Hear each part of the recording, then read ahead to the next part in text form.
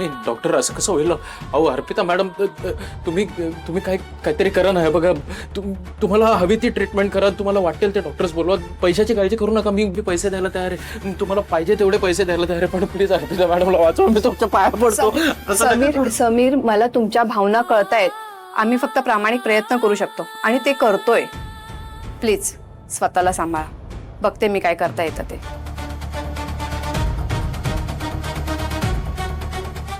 अर्पिता कोमात गेलीये. अर्पिता कोमात गेलीये.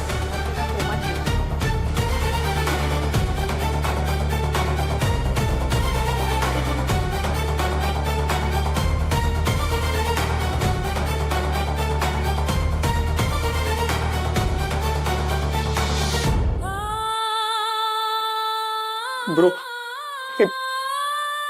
ब्रो ब्रो काय झालंय? डॉक्टर म्हणतात अर्पिता मॅडम कोमामध्ये गेल्यात.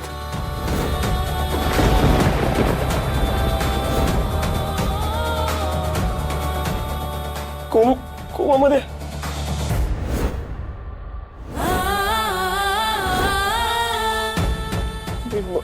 आता काय करायचं आपण? वहिनीला काय?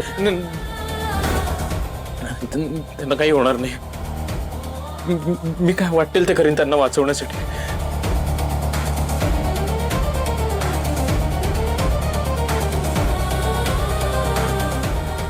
आता या सगळ्यातून आपल्याला फक्त एकच व्यक्ती बाहेर काढू शकते. आत्ता या क्षणाला ती मरणाच्या दारात उभी आहे. अर्पिता नावाचा चॅप्टर मी संपवलाय कायमचा. मला आडवी येत होती ना, फळं भोगतीये त्याचीच. राजसी, हे करण्यापूर्वी तू आधी विराजशी बोलायला हवं होतं सगळं. मला नाही वाटत विराज अर्पिताला डायरेक्टली संपून टाकण्याच्या फेवर मध्ये होता. ए हॅलो, कोण आहे तो विराज? हा, माझी बॉस मीच आहे, कळलं ना? माझे निर्णय मी स्वतः घेते. मला काही कोणाच्या परमिशनची गरज लागत नाही आणि लागणार पण नाही, कळलं?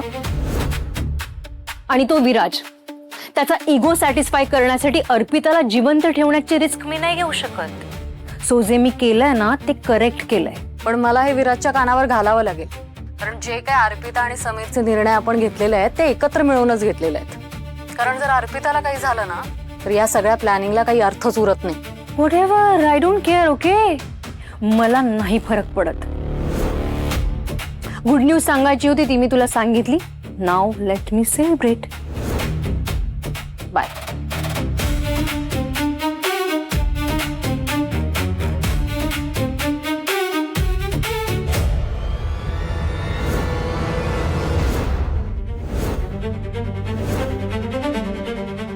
राजसी, खरं सांग, हे सगळं तू केलंयस का? रेणुका, तू शांत हो. रिलॅक्स, ब्रीद. काय झालंय? तुला काहीच माहिती नाही असं नाटक नको करूस तू. का तुला माहिती नाही हे सगळं? काय, कशाबद्दल बोलतेस तू? अर्पिताचा अपघात झालाय. काय?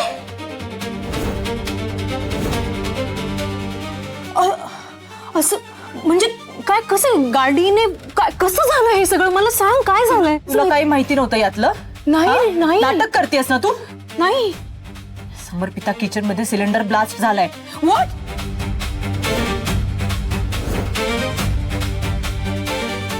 हे सगळं तू केलंयस ना?